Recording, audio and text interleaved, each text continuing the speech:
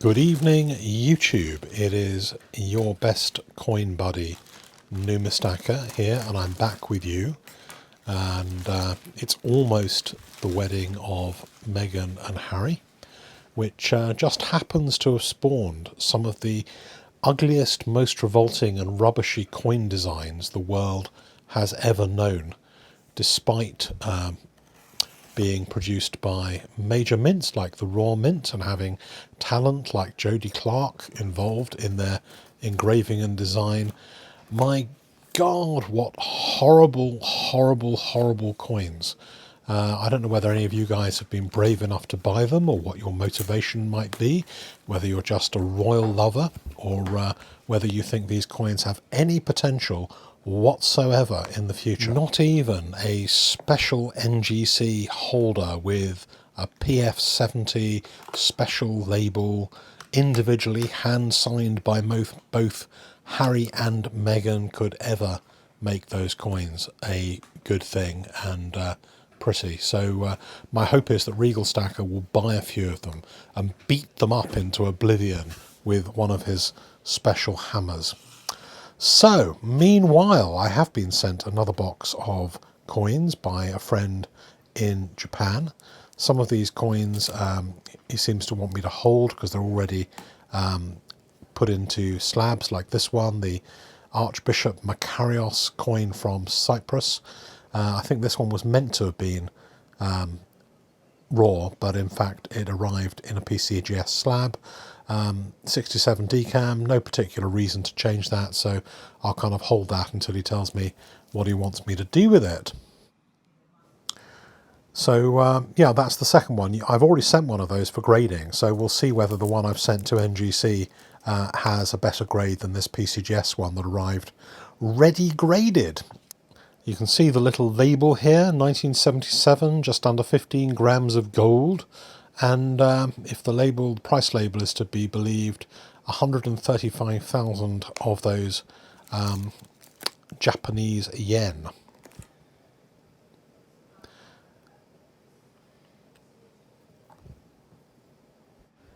This little package also contained some of these coins. He did send me some of these in a case, maybe in slightly better condition than these ones. These are for conservation. Doesn't seem to be any particular damage on them, but these are Rhodesia 1966 proof set. The coins are nice. I liked them last time as well. There's a 10 shillings, there's a pound, and there's a £5 in the set. Most of the value goes in the £5 piece because that's where the weight is. And so you've got maybe just under 8 grams of gold or so in the £1, but close to 40 grams of gold in the £5. So it's kind of heavily weighted on the £5 piece, and a lot of people like the £5 piece. So I guess probably the £5 piece is maybe slightly more desirable than the 10 shillings and the £1. But you know, these have all been kind of marked, and I'm sure that they will conserve nicely. You know, people say, well, what coin should I send for conservation? And generally gold seems to conserve better than silver. And copper spots, red spots, handling, you know, you can send them for conservation. I'm pretty sure when I send these in for conservation, they don't do anything particularly special with some of these coins. You know, it's just really about risk. You know, when you're handling other people's coins, you don't really want to try a whole load of stuff and take the risk yourself of potentially damaging these coins. If these coins were mine and I was taking the risk for myself, I guess probably I'd have a go first with a little warm water and fairy liquid, nice mild kind of detergent, nothing that's going to scrape the surface in any way, and just run them underwater and give them a good clean. And a lot of these things clean up nicely. But then when something's worth £2,000, £3,000, you know, does anyone really need the risk of doing something which can't be undone to someone else's beautiful gold coin? I certainly don't, and I certainly wouldn't on something like this. This is, I think, you know, I don't normally like commemoratives. I quite like this coin. This is 1901 to 2001, centenary of Queen Victoria's death. Victoria on one side and Elizabeth on the other. Really nice condition. This looks like it's been really left alone since 2001, and I can't believe 2001 is just so many years ago now, which seems crazy in and itself.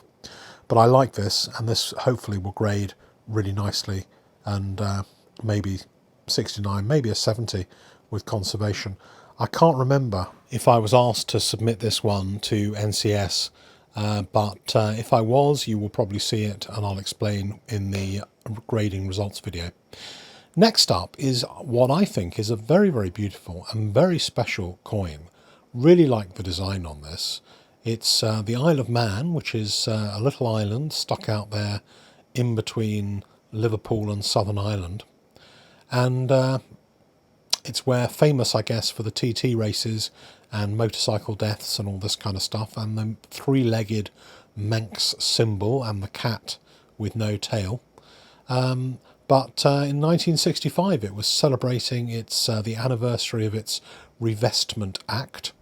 I'm not going to look up what the Revestment Act was, but I'm sure that one of you guys will look it up and tell everybody else what this amazing Revestment Act was and what the historical significance of it is. But in this video we shall move on to a 3-coin set. There's quite a few of these come onto the market, and they've been going up in price steadily. I guess the price is something like, well, anything between 1900 and about 2300 pounds. So multiply that by 1.35 to get US dollars, and it comes with a one sovereign, which is the one that everybody for the most part wants. This one, as you can see, is a little bit the worse for wear. It's been handled and touched, and I really do not understand why anybody opens up and touches proof coins. I mean, what a crazy thing to do. You know, you just leave proof coins be. If you want to touch coins, then buy standard bullion coins and touch them to your heart's content. But if you have buy proof coins, please leave them in their capsules. Don't even open them. Don't touch them. Just forget about them. And it makes everyone's life much easier in the years ahead when people want to grade these coins. But it's a lovely design. The first of the special year sovereign designs. Valuable coin. I guess you'd be hard pushed now to actually find one of these at under £1,000, under $1,350, just for the one sovereign. It sometimes is possible to make money by buying these 3-coin sets at the right price, breaking them out and selling the coins individually graded. There is actually a little bit of money, but you've got to be quite lucky, because the 2 sovereign is not in as much demand as the 1 sovereign, and the half sovereign sometimes doesn't get the money that you need either. So just last few coins in this box. These haven't been sent to me for grading, and no reason why they should particularly be graded. There's a lot of people after these 2016 Peter Rabbit coins. There's been quite a few of the gold Peter Rabbits, the quarter-ounce coins, hitting the market. The prices on them have come down a little bit. And a lot of them seem to have been sent to PCGS for grading. Maybe somebody bought a job lot of these coins. There are only 500 of those made. There were 15,000 of these ones made. And I actually really like the way the mint has presented these coins. It makes them look a little bit more special. They should try harder, I think, to present the coins they make, the premium coins they make. They should try harder to present them in a nice way, because I think that, you know, although their presentation is a little bit better than the American mint, quite a lot better actually. I think that when they do this kind of thing, they really excel themselves just that little bit more, and so I really like these. I don't know quite what these are selling for at the moment, but they did at one point reach £800, $1,100, something like that. I think they've settled down now to about between £500 and £700, but you know, it varies all the time. The 2017 didn't do nearly as well as this when they doubled the mintage. So these two I have here to keep. If you are interested in buying one of these coins, I guess these are probably for sale from the guy who owns them. So maybe get in touch with me and talk to me about buying one of these 2016 Peter Rabbits. Anyway, thanks very much for watching, and I hope you liked these coins that arrived for grading.